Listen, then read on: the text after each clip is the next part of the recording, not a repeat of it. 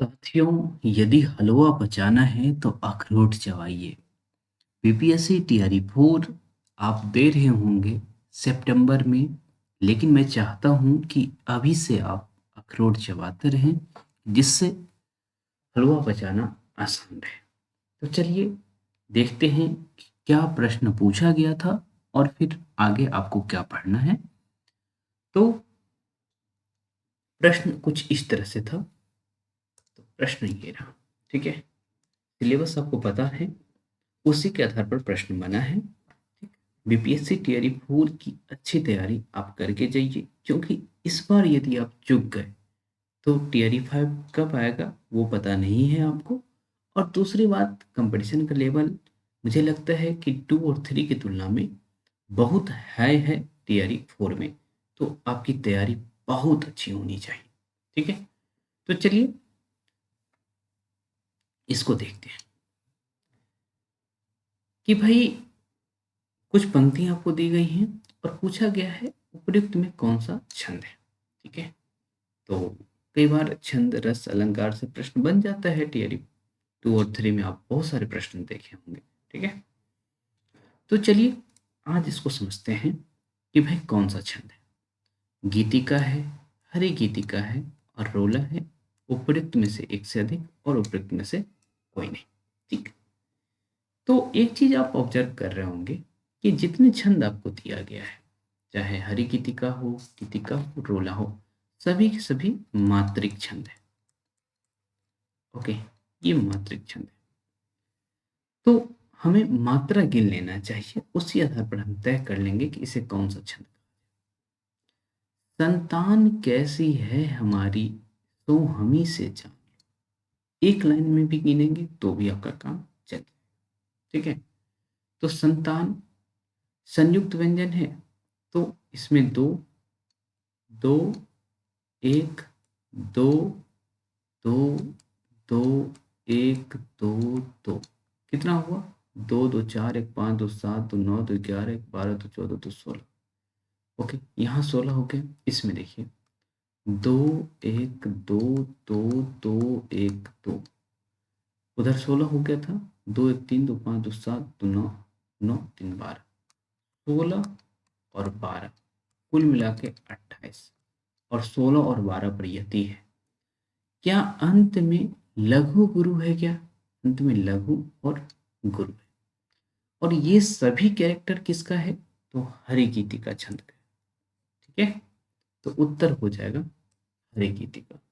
आप समझ गए होंगे, ठीक है।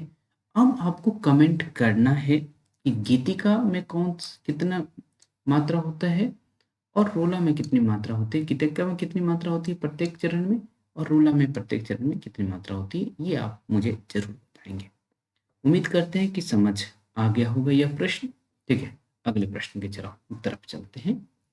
और कल यदि आप टेस्ट दिए हैं तो कितने नंबर का प्रश्न सबसे अच्छा लगा था, वो आप कमेंट में जरूर बताएं। और साथ ही साथ ये बताएं कि क्यों अच्छा लगा था। ओके, कम से कम नंबर बताइएगा। ओके, नंबर तो जरूर बता दीजिएगा। अब देखिए, अच्छा, एक चीज देखिए, ये पंक्ति कहाँ से उठाई गई थी? संतान कैसी है हमारी, सो हमी से जान लो, मुख देखकर ही बुद्धि से मन को स्वयं पहचान लो। बस बीज के अनुरूप ही अंकुर प्रकट होते, सदा हम रख सके रक्षित ना हो संतान सी भी संपदा। ओके, तो ये वास्तव में भारत भारती से उठाया गया है। और आप जानते हैं मैथिली शरण गुप्त जी को हरिगीतिका छंद के भाषा के रूप में हम लोग देखते हैं।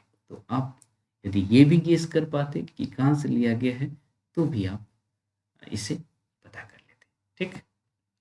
अब छंद से बहुत सारा प्रश्न मैंने आज पूछा था। ओके, अब देख लीजिए कि मान लीजिए यही पूछ लिया गया था कि भाई भाषा उत्तम मौन की, लाखों हल रखती सदा, संभव हो तो सब बोलिए ये सुर गूंजे सर्वदा।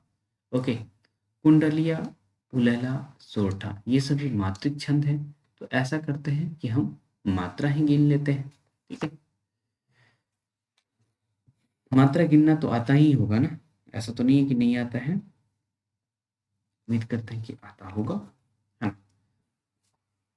चलिए, एक को जैसे हमने गिन के बता दिए, ऐसे ही इसमें आप जब गिनेंगे तो पता चलेगा कि विषम चरण में कितनी मात्रा, एक बार गिन के देखिए तो पता चलेगा 15 मात्रा, और सम चरण में पता चलेगा 13 मात्रा। ठीक है, तो 15 और 13 की स्थिति है इसमें। गिन के देख लीजिए एक बार, क्योंकि मैं एक बार गिन दिया हूं इसलिए नहीं गिन रहा। ठीक, तो गिनेंगे और 15 और 13 की स्थिति देखी दिख जाएगी तो आप कह दी कि उलाला छंद है। ओके, तो बहुत सारे प्रश्न आपसे पूछा गया था। एक देखिए, निम्नलिखित में सत्य कथन है, रोला छंद के प्रत्येक चरण में 24 मात्रा होती है। देखिए, मेरा इरादा क्या है, मेरा इरादा यह है ना कि आप प्रश्नों के माध्यम से सीखें। ठीक, और इसका फायदा आप एग्जाम हॉल में देखते हैं। जैसे WBTGT में 60 में से 57 क्वेश्चन हमने डिस्कस किया था एग्जाम से पहले, और जब स्टूडेंट एग्जाम दे करके आए तो उन्होंने कमेंट किया कि क्वेश्चन आप नोट कर दिए थे। यदि आप इस लेवल की तैयारी करके जाएंगे तो आपको एग्जाम में महसूस होगा कि आप क्या कर रहे थे। ठीक है, आपसे प्रश्न क्या पूछेगा, रोला छंद के प्रत्येक चरण में कितनी मात्रा होती है। ठीक है, ऑप्शन में रहेगा 24, 23, 22 या जो भी रहे। ठीक है, उपरोक्त में से एक से अधिक, उपरोक्त में से कोई नहीं। आप कर ही ले जाएंगे यदि आप इतना समझ रहे हैं कि रोला छंद के प्रत्येक चरण में 24 मात्रा होती है, चौपाई के प्रत्येक चरण में 16 मात्रा होती है, हरिकेतिका के प्रत्येक चरण में 28 मात्रा होती है ना। तो ये सीख रहे हैं आप, जो ये बल्ब दिया हुआ ना, ये एक्सप्लेनेशन रहता है, इस बल्ब पर टिप दिया करिए, दिख जाएगा एक्सप्लेन किया हो। ठीक है, और आप भी चाहते हैं BPSC टीआरई 4 वाले बैच से जुड़ना, तो अभी बैच का प्राइस 1500 से कम करके हिंदी प्लस GS दोनों का एक साथ 999 कर दिया गया है, और टेस्ट से जुड़ना चाहते हैं तो ये प्राइस केवल और केवल 101 रुपया है। इस टेस्ट को जो भी दे रहे हैं वो सीरियस होकर के दीजिए, क्योंकि इसके बाद हम जो भी टेस्ट लेंगे नए सिरे से शुरू करेंगे। हो सकता है कि उस समय आपको पे करना पड़े अलग से। ठीक है, सीरियसनेस बढ़ाने के लिए मैं चाह रहा हूँ कि अब इस टेस्ट के बाद ये जो भी चल रहा है उसको फ्री लेंगे, उसके बाद जो है पेड कर दिया जाएगा। हाँ, मैं अपने वादा से मुकरूंगा, लेकिन कुछ सीरियसनेस मुझे चाहिए। ओके, और वादे से मुकरूंगा ये कहना बहुत बड़ी बात है कि भाई आप 101 रुपये में 256 टेस्ट दे चुके हैं। ओके, क्वेश्चन का लेवल आप समझ सकते हैं कि ये रहा है क्या, कितना मेहनत किया जा रहा है। तो सीरियसनेस बढ़ाने के लिए 1-1.5 महीना बाद आपको टेस्ट के लिए फिर से पे करना पड़ सकता है। ओके, क्योंकि मैं चाहता हूँ कि थोड़े सीरियस हूँ आप लोग। तो बहुत सारे प्रश्न हैं। ओके, ये भी प्रश्न है, देखिए बहुत आसान प्रश्न था। निम्नलिखित में किस वर्ण समूह में दो मात्राओं का समय लगता है। ठीक है, ओ ए आ, अ री ई ए ओ, और उपयुक्त में से एक से अधिक। तो मैं जान से ये ऑप्शन आगे पुट किया था। ओके, और नीचे की ऑप्शन पुट कर दिया था कि आप तुरंत ये टिक करें, लेकिन यह भी सही है और यह भी सही है, पहला और तीसरा सही है, इसीलिए उपयुक्त में से एक से अधिक होगा। ठीक है, तो बहुत, हाँ ये प्रश्न है ना, ये प्रश्न कभी इस तरह के विकल्प आपको नहीं देखने को मिलेंगे BPSC टीआरई 4 वाले, लेकिन समझने के लिए, याद करने के लिए ऐसा किया जा रहा है। संयुक्त व्यंजन कितने हैं, 1 के स्क्वायर, 2 के स्क्वायर, 3 के स्क्वायर। 1 के स्क्वायर 1, 2 के स्क्वायर 4 और 3 के स्क्वायर 9। ओके, तो संयुक्त व्यंजन 4 है। कौन कौन है कमेंट में आप जरूर बताइए। आप लोग कमेंट करते रहिए, है ना। वीडियो अच्छा लगता है तो आप लाइक भी कर सकते हैं। ओके, संभव हो तो अपने दोस्तों को भी बता सकते हैं।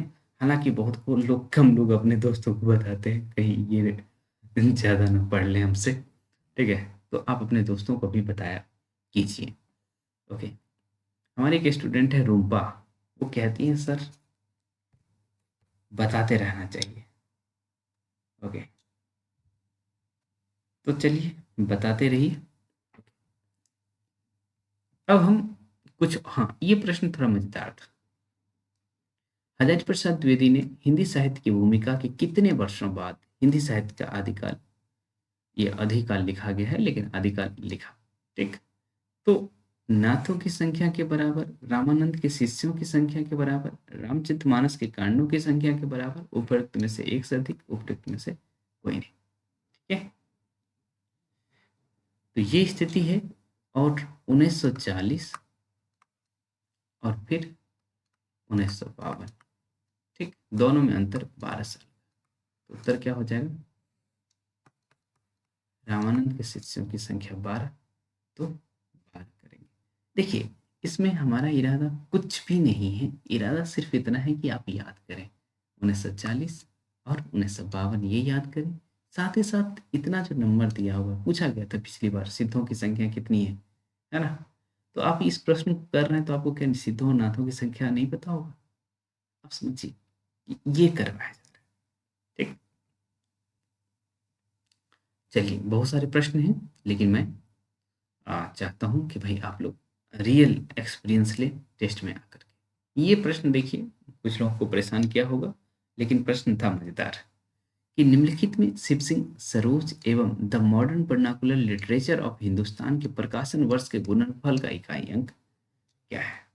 ये बताइए। एग्जाम में क्वेश्चन समझेंगे कि क्या समझेंगे?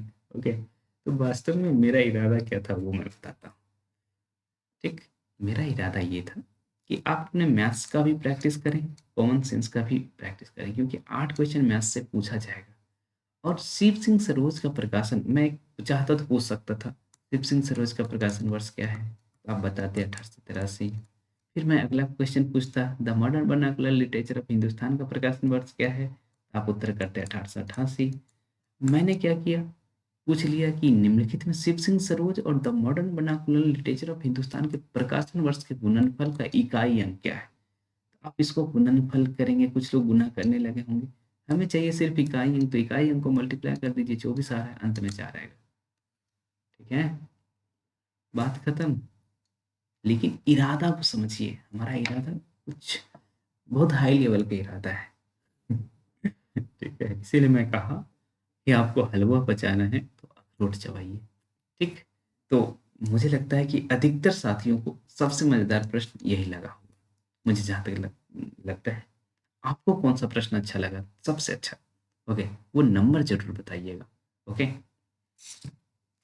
हाँ, वीडियो यदि अच्छा नहीं लगता है तो डिसलाइक भी कर सकते हैं, मुझे पता चल जाएगा कि भाई हाँ, कुछ लोगों ने डिसलाइक किया है, कुछ ने लाइक किया है। ओके। हम्म अब हम देखते हैं कि भाई टॉप किसने किया है। तो पुष्पम ने टॉप किया है और 19 क्वेश्चन सही है, और ये मेरे लिए बड़ी बात है। ओके, कि भाई कि इस लेवल में आप इतना सही कर पा रही हैं। सोनिया 19 क्वेश्चन सही कर रही हैं, आयुषी 18, ओके 18, लिली बहुत दिनों बाद दिख रही हैं और 18, शिवम ये अपने बेटे नाम से जुड़ते हैं, इनका नाम राधा रानी, ओके 17 है, साधना 17 है, तो ये सब सम्मानजनक स्कोर है। ओके, तो मैं चाहता हूँ कि और आप लोग खूब पढ़ के आएँ और सभी के सभी 90% स्कोर करें, ठीक। तो चलिए हम आगे चलते हैं और देखते हैं कि भाई जो अगला टेस्ट होगा उसका सिलेबस क्या है, ठीक।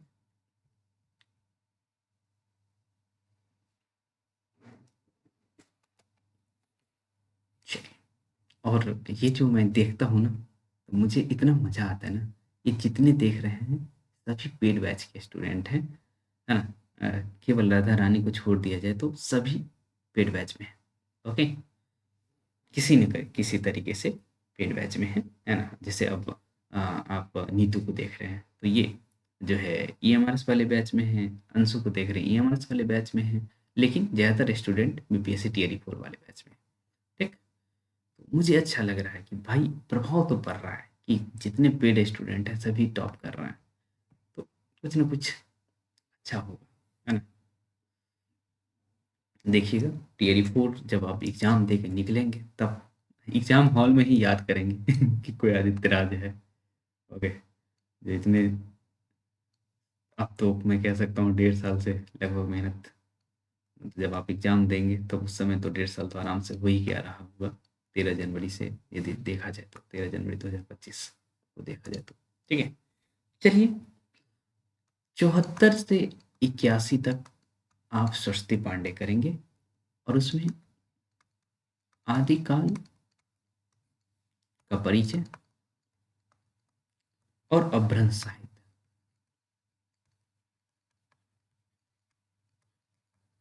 ठीक है।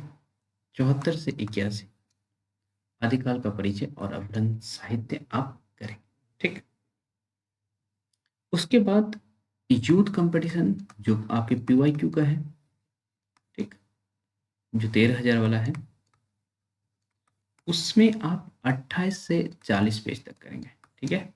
28 से 40 पेज तक, और उसमें आदिकाल सेक्शन ही चल रहा है। ओके, तो 69 तक है, तो 3 दिन में हम लोग इसको करने का कोशिश करेंगे, ठीक। तो 28 से 40 तक कर लीजिएगा। व्याकरण में संधि के प्रश्न देखने को मिलेंगे, ठीक है। और र एक साथ लिखा गया, खैर कोई बात नहीं। संधि के प्रश्न 28 से 30 तक दीर्घ संधि आप पढ़ेंगे, लेकिन 32 से 35 तक जो पेज है उसमें जहां जहां दीर्घ संधि है वो खोज करके देख लीजिएगा। उसके बाद एक और काम करना है, छंद।